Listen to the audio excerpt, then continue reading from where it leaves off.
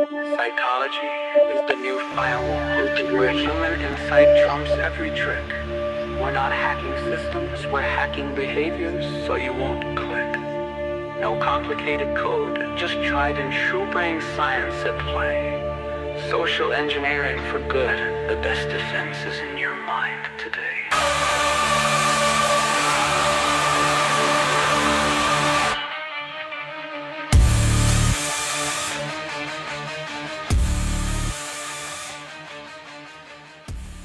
Welcome to Phishing for Answers.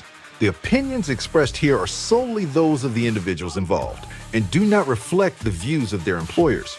Get ready, because the next live episode of Phishing for Answers is starting right now with your host, Joshua Krumbaugh, the CEO of Phish Firewall. Psychology is the new firewall, where human insight trumps every trick. We're not hacking systems, we're hacking behavior so you won't click. Hello and welcome to another episode of Phishing for Answers. Today I've got Adam Politsch. He is the CISO over at KP Corp. Adam, tell us a little bit about yourself. Hey there. I was kind of vibing with that intro music. That's a pretty fun intro. So I got started in security probably about 15, 16 years ago, somewhere around there. I like to joke that what kind of got me interested in security is the movie Jurassic Park. When I was a kid, I loved dinosaurs.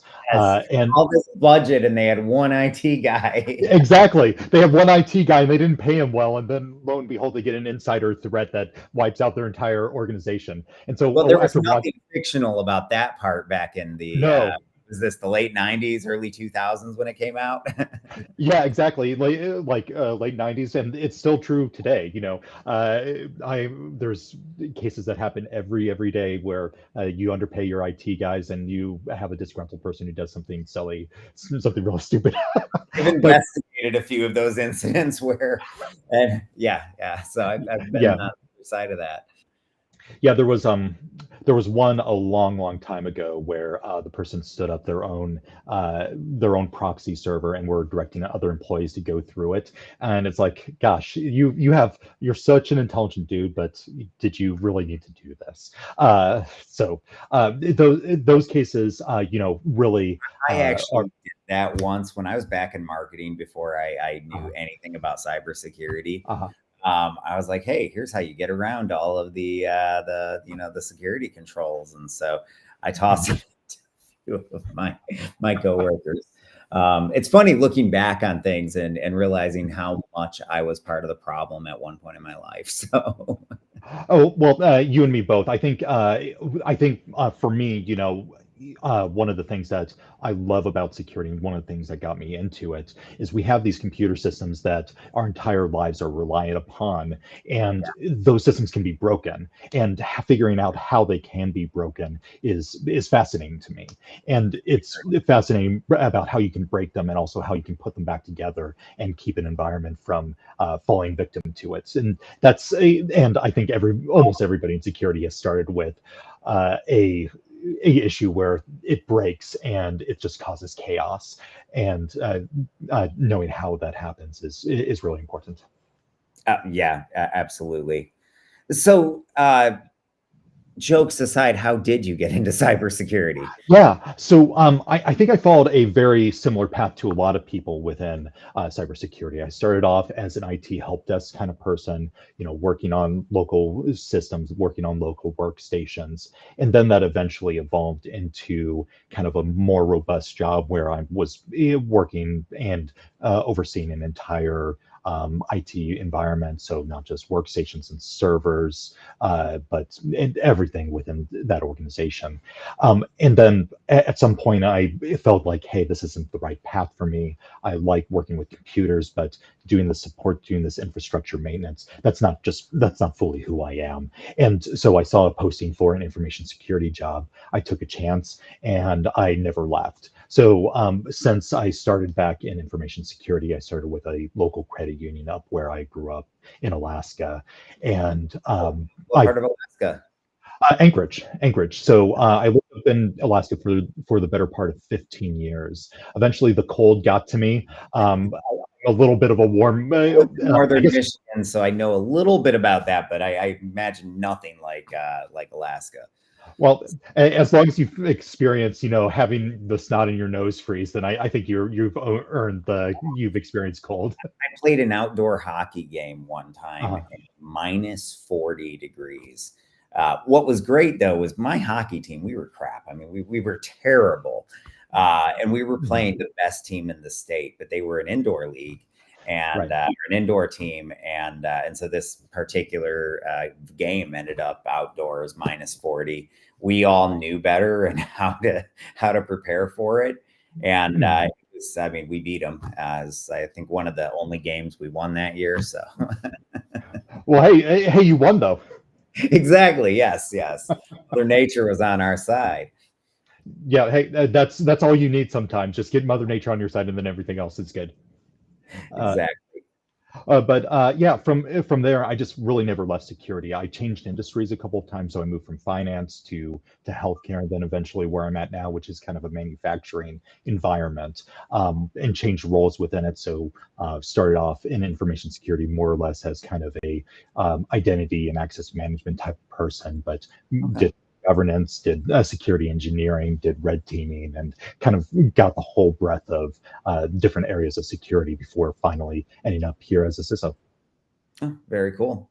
I mean, and you really do need to see a lot of different aspects of cybersecurity to be rounded out Absolutely. to be a CISO. And it's not even just that. I think one of the things that's really stood out to me in the past few years, because founding this company and transitioning into a CEO role, it's really given me a little bit of a different perspective. And I think the eye-opening moment for me one day was when somebody was talking about cybersecurity, and I had this thought cross my mind. I beat it up, I bashed it down, but I had this thought cross my mind of why are we talking about this right now? We have all of these other priorities that are so much more important, and it's given me this better understanding for why maybe some of the people that get picked on, or some of the different roles that get picked on within InfoSec or outside of by the InfoSec community, why they have these different opinions. And it's not that they don't care about cybersecurity, because a lot of people like to make fun of or pick on the C-suite for not caring about it. It's just that they have 20 other priorities above it that are more critical, and so it seems like that you don't care about cybersecurity at that moment.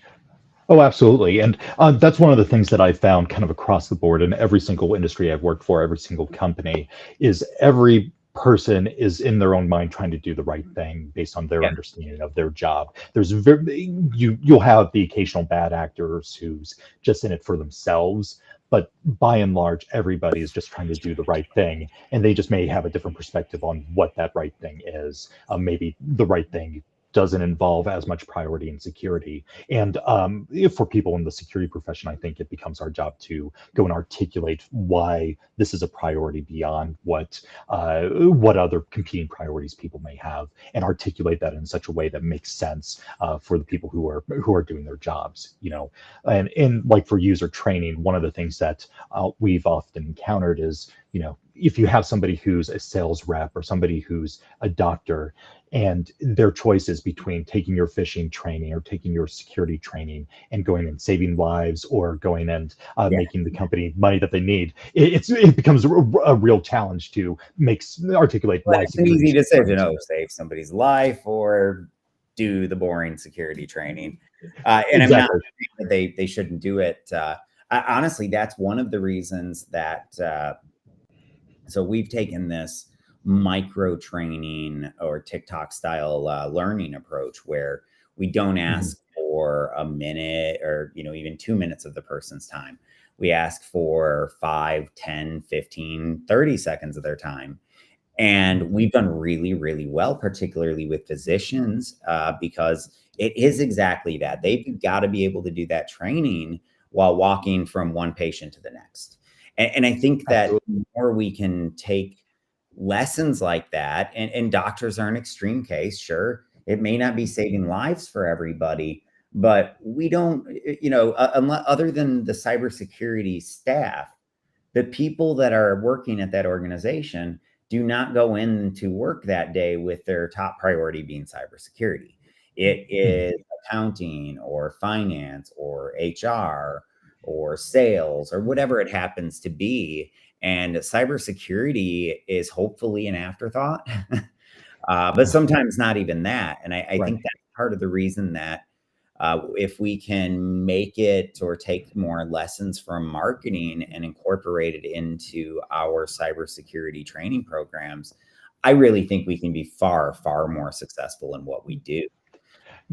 Yeah, for sure. And I think those little trainings, sort of those micro trainings, can be very, very successful. One of the, I think anytime you can get like just a little quick, hey, by the way, don't share your password out with your coworkers. Hey, by the way, this is a phishing type of attack. Just be cognizant of that. Just those little sort of reminders can be tremendously helpful. And I think the other part is, I think sometimes people get ashamed about talking about security issues. They get ashamed about talking about maybe when they've fallen victim to a fraud type of issue, or to a phishing email or whatever, and removing that shame around it of, hey, almost everybody's going to fall victim to this at one point or I've another. fallen for one before. I mean, that was before I was in cybersecurity, but that is also part of what got me into cybersecurity. Mhm.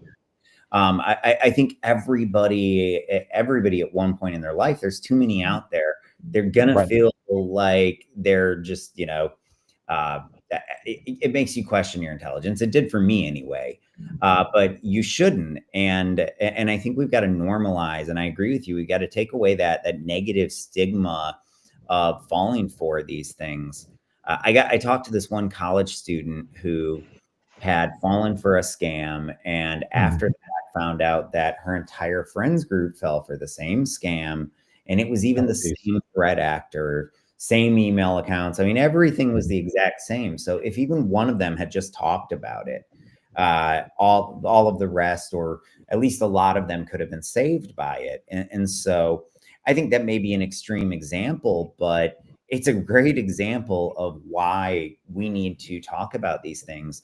And it's what we do in cybersecurity anyway. We Mhm. share threat intelligence in order to, be better at blocking and tackling. Absolutely. And I have a great example of something like that happening with a phishing issue. There was a user in one of our companies who clicked on a phishing link. They gave away their credentials, all that stuff.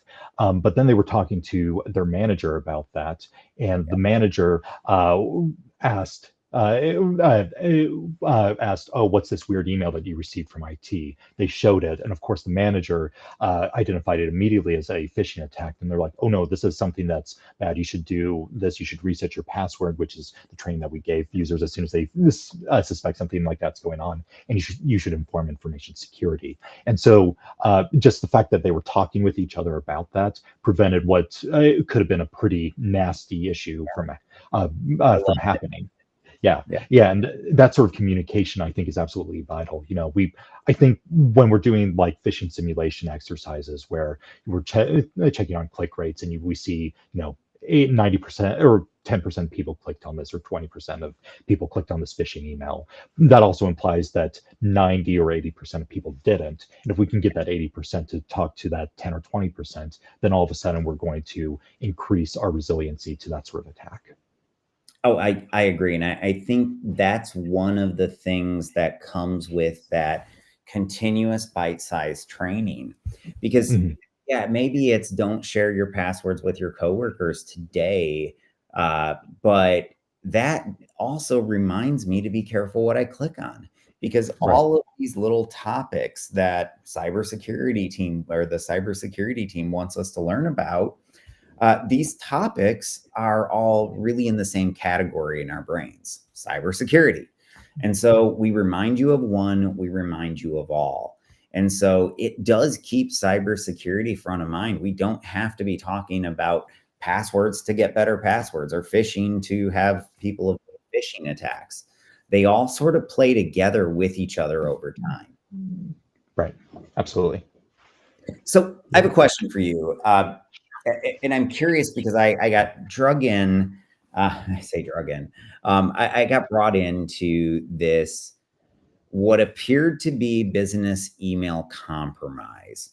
And I'm curious if you've seen anything like this. So the person in question had received notice back from their bank that a wire did not go through successfully.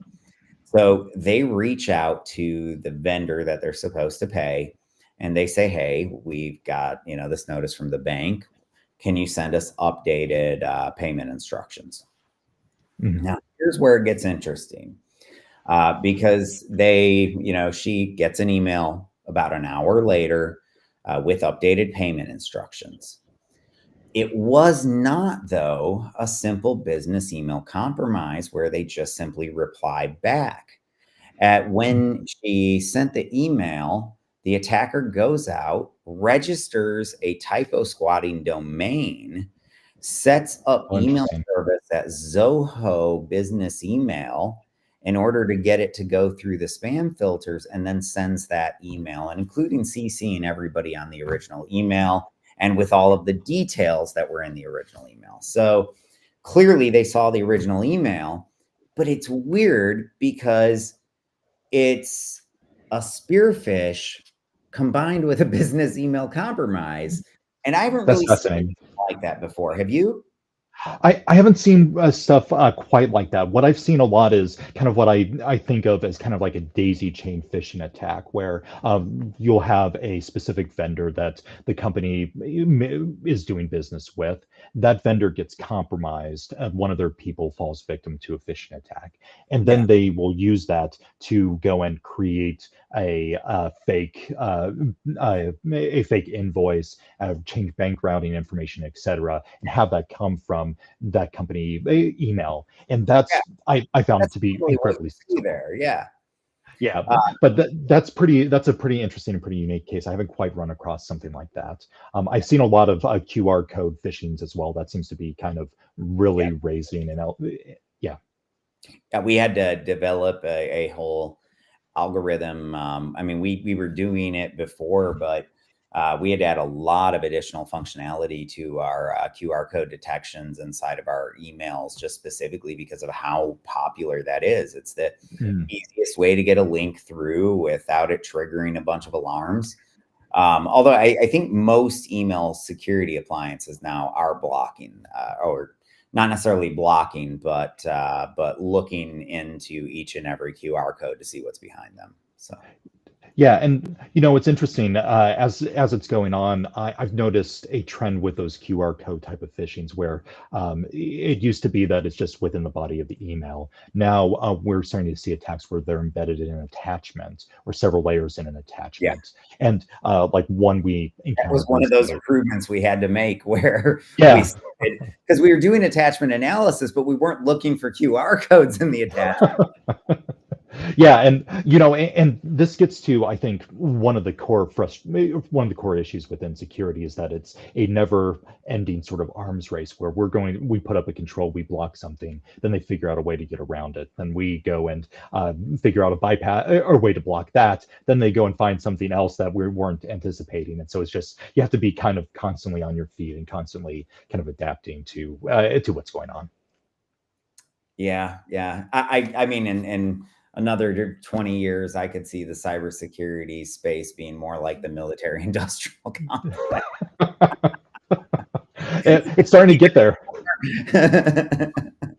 Yeah, and I think a lot of the attacks that we're seeing now, there's going to be some that I think are going to be evergreen. I think that phishing to some degree is going to be an evergreen type of thing. In 20 years, I think we're going to see a variation of it. Maybe not using email or not using the same modalities that we're using now, but there's going to be another version trying to exploit the human element because honestly, we can patch our systems, we can go and put in all sorts of security controls, but patching the human is always going to be very hard to do. That's one of the reasons I think, Phish firewall and tools similar to that are really powerful solutions, because if you can go and increase users' awareness, and if you can go and increase users' abilities to not click on those phishing links, to not go and fall victim to these scams as they evolve, you're going to be fixing the weakest link. That's always going to be the weakest link, because it's just the least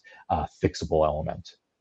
Well, and I mean, humans are prone to making mistakes, and it's not just clicking on fish. One thing that really stood out to me when I was running red teams was that, sure, yeah, human error would let us in. Often we didn't even have to fish, because bad password hygiene wouldn't let us in without phishing. But so if we did fish, yeah, that gets us in. But it was all of those other mistakes that made sure that once I did get in, that I could elevate my privileges, that I could move around the network, that I wouldn't get detected, that I could exfiltrate data. And those mistakes existed at every layer. And so I really think that as we approach cybersecurity, we've got to do a better job of or cybersecurity awareness rather, we've got to do a better job of making sure that we are understanding our whole organization, the risk that we have exposed to us at each layer, and what types of training that we need. And it's fascinating because one of the things, and I'm going to ask you in a second, the same question, but one of the things that I ask most guests on the show is, so if you were to implement role-based training today, what roles would you cover? And what I find most fascinating is, we have a lot of repeat offenders that show up on that list, but the different CISOs think about this in wildly different ways. And so before I even mention some of the answers I've heard, I'm curious from your perspective, what roles would you start with tomorrow? So I think that's a great question. I think there's kind of three different roles roughly that come to mind with that. I think obviously, IT, starting with IT and the people who have your proverbial keys to the kingdom. That's a really great place to start, because yeah, exactly. If you have a IT guy who has domain admin privileges, who has global administrator privileges, something like that. Don't use your domain admin account for everything, for example. I can't tell you how many times as a red teamer, that was the Achilles heel of the entire company. That one IT admin. Yeah, there was one company that I worked for previously where the initial practices before we came in and started cleaning that up was every IT person had domain admin privileges, because it was easier to set up like that. And it's like, no, we gotta stop that. We can be more they also granular. had the same local admin password on every machine. Exactly. Oh, look, why did we get compromised? Who could have anticipated this happening? But beyond that, so obviously I would start with tech people, because they're the ones that are going to have the most impact on whether or not the issue that you encounter is stopped at the door, or if it spreads to the entire organization.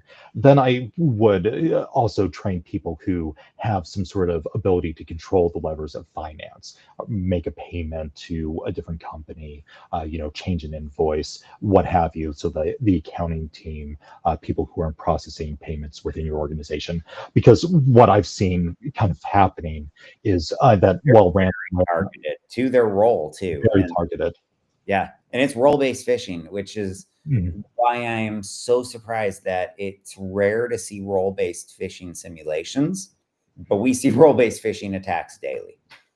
All the time. And I think that's one of the dangers with AI kind of coming about, right? I think AI is a powerful tool, but it's powerful for the defenders as well as for the attackers. And the power in the attackers is you can create very easily boutique phishing messages that are really role targeted, to your point.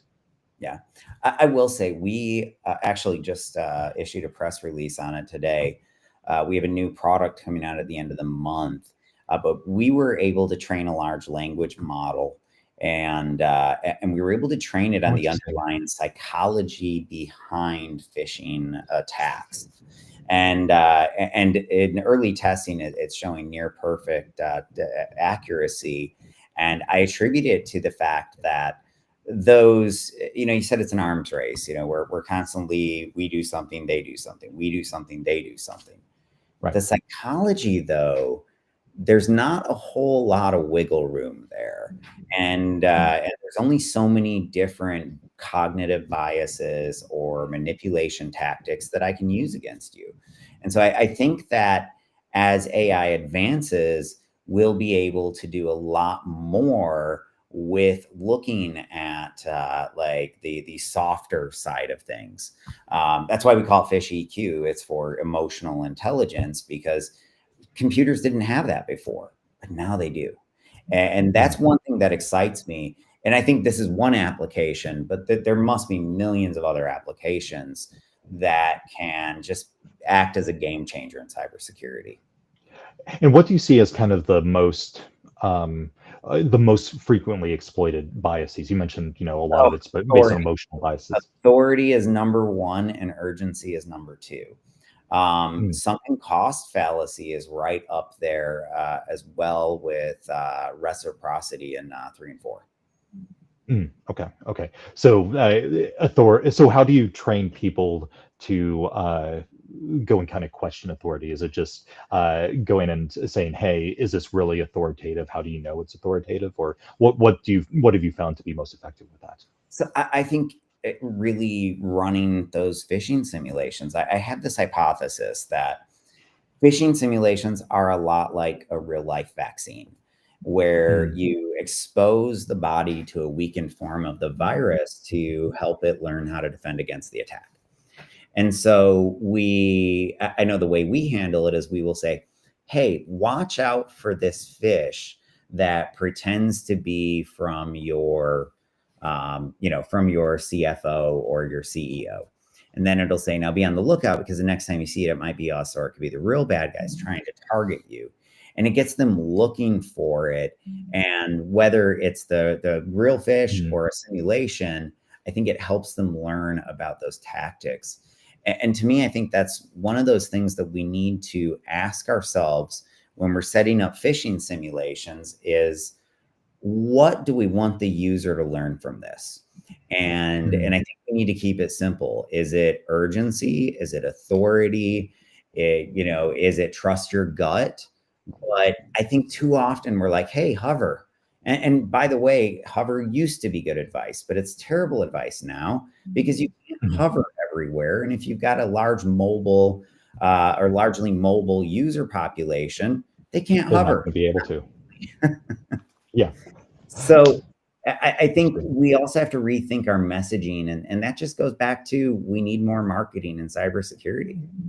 Yeah, and I think one thing that I have noticed quite a bit through my career is the need to be effective communicators within cybersecurity, right? Not relying on tools to go and do that on our behalf, but using the tools as a augmentation to the skills our cybersecurity professionals have.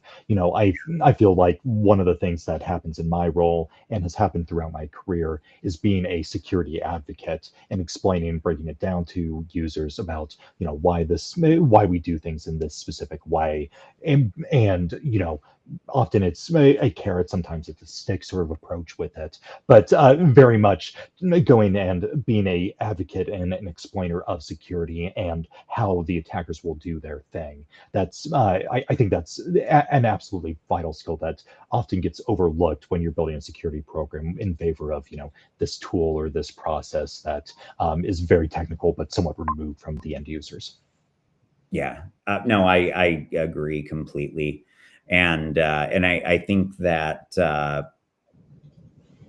we gotta, the more we can just simplify what we're trying to say, the more effective it becomes. I think some of the times it's not even just about simplifying it. It's that we try to cover too many topics at once and we just overwhelm the user.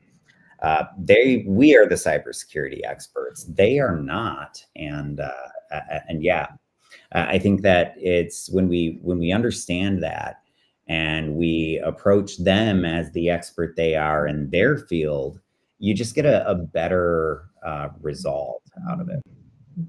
Yeah, for sure, for sure. And I would completely agree with that. And I would add on to that, definitely using the language that they're used to and translating the security issues into that language is very helpful. I think what I've noticed a lot for people in finance or people in the executive suite, it's very much a monetary game to them. They're trying to what's going to be in the best interest of the company from a financial standpoint versus the Yeah, they security. don't care about the features of the new product you want to Yeah, buy. yeah. So if you can go and explain that in those terms, then you're going to get a lot farther than just kind of trying to talk in the usual sort of security language and security parlance that maybe you and I would do.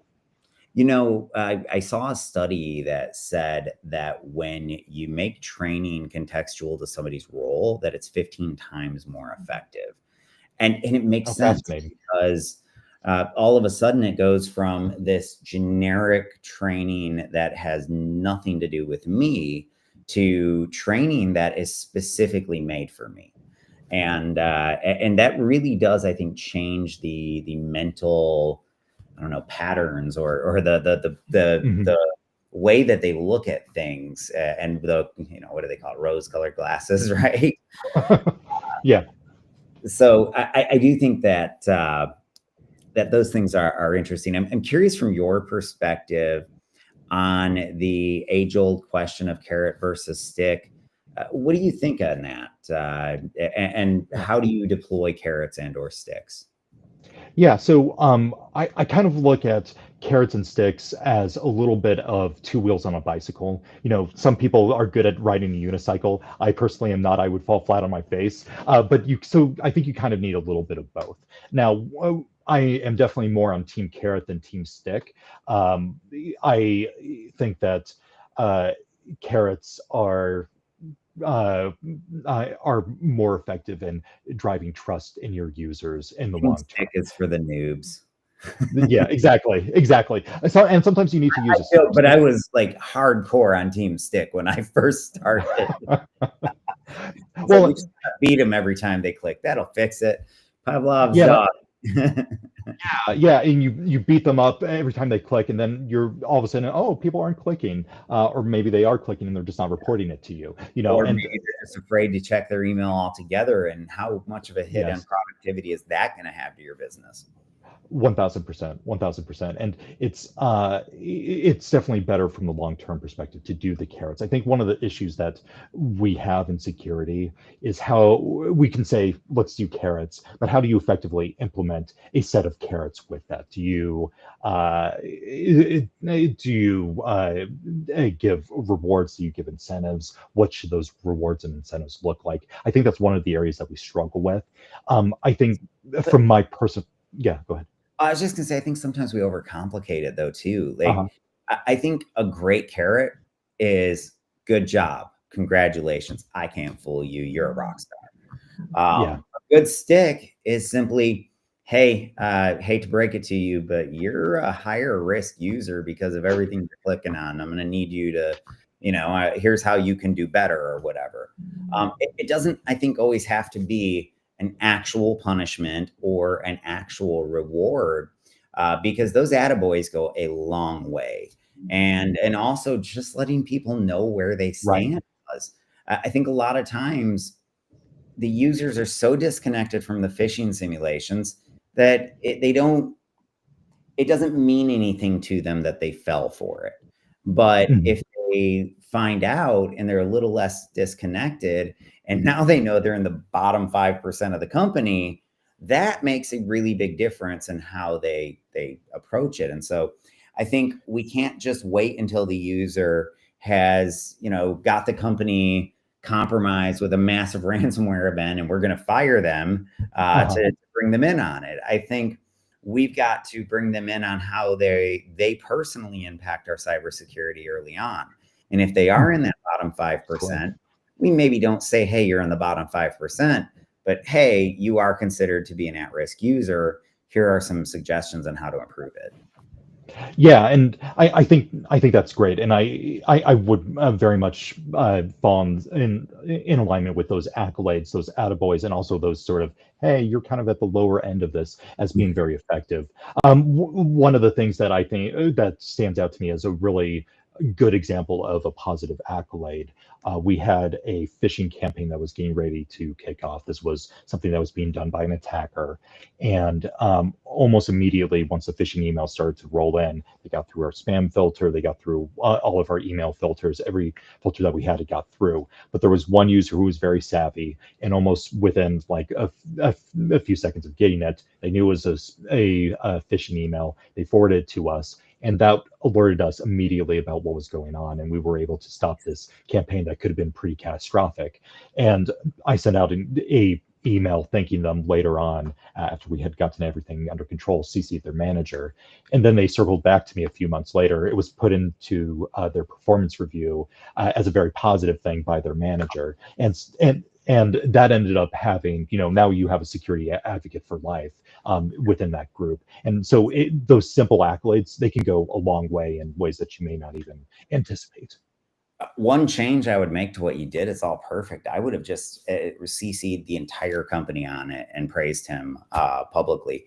And the reason I say that is because when it's Joe from accounting that identified the attack that was targeted and that blocked it, this all of a sudden becomes real.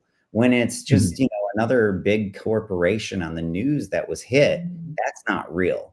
But Joe from accounting is real. Everybody knows Joe. Yeah. But I mean, I love it. I think that we've got to do those types of things and praise people when they report something. And even if that causes you some false positives, oh, well, I think it's far Absolutely. better that we have false positives than that we, don't encourage our people to report, because the quicker we can identify that and shut it down, the better. And I mean, I'll give you the example. Say there is that, business email compromise with the bad wire instructions, and you've got somebody in finance that fell for it, but you've got somebody else in finance that reports this. And immediately, behind the scenes, you can follow up and you can see, oh, we've got a wire that just went out. Well, you've still got time to recover it if it's within, hours, but if it's days, you're never going to recover that money. Nope. Exactly. Time is always of the essence, and that's one of the things that I think applies not just for user awareness but kind of across security. Is you look at the statistics for breaches, and the breaches that are the least impactful, the least harmful to companies, are ones that are identified and shut down quickly. And so the more we can increase that velocity of identifying and shutting down an attack, the better off everybody's going to be.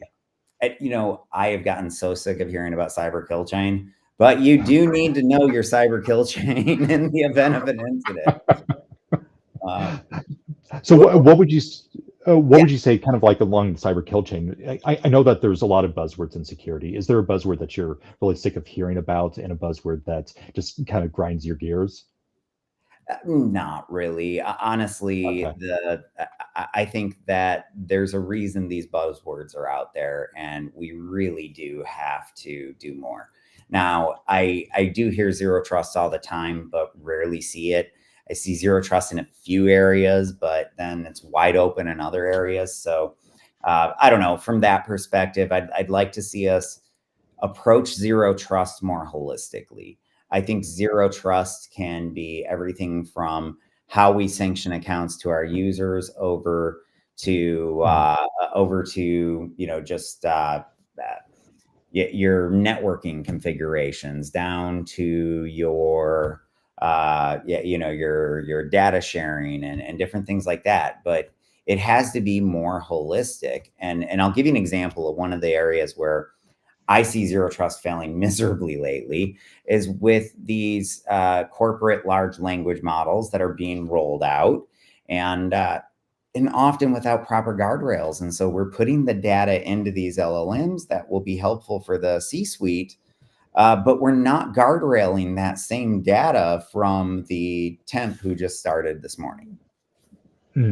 Gotcha. Gotcha. If you can figure out the role-based access issue for large language models, I think you have $1 million company right there. That seems to be one of the central struggles with doing those models. I think the implementations I've seen that have been successful, they don't do it with the large language models. The role-based access happens on the data before it goes in.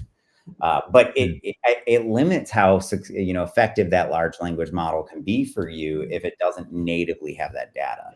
So I don't know. It'll be interesting to see how these things evolve in the future. I mean, because right now, prompt engineering can still get you around almost any large language model security.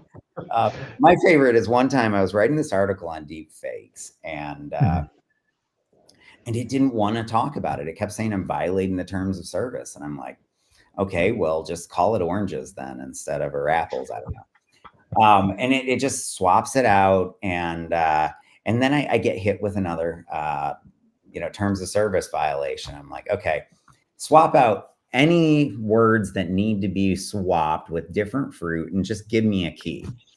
And it just dumps out stuff I probably wasn't supposed to know. That's awesome. That's awesome. I'm gonna have to get your prompt for that. No, just kidding. Yeah, and I think that's something that I've seen quite a bit as well. There's different. Every large language model that you have, if you do the right prompting, you can get around it over and over again. And that's one of the concerns I have with it's being used in like PHI or PII type of scenarios, because there's plenty of attacks out there that you can, with the proper prompt engineering, you can go down and really pull out that PHI, PII that exists within that. Well, and we're seeing those attacks already. So, well, hey, we are just about out of time. Any final bits of advice before we wrap up today's show? I think we covered a lot of really awesome and really interesting things. I think, once again, the biggest piece of advice I have is just talk with your users, communicate with the rest of your company. Don't be the IT person or the InfoSec person who exists in a silver tower and just goes and decrees things to the rest of the organization. Really get out there, really interact with everybody. Yep. Awesome. Thank you so much. It's been an amazing episode. Thank you for joining, and everybody have a great day. We'll see you again tomorrow. All right. Thank you so much.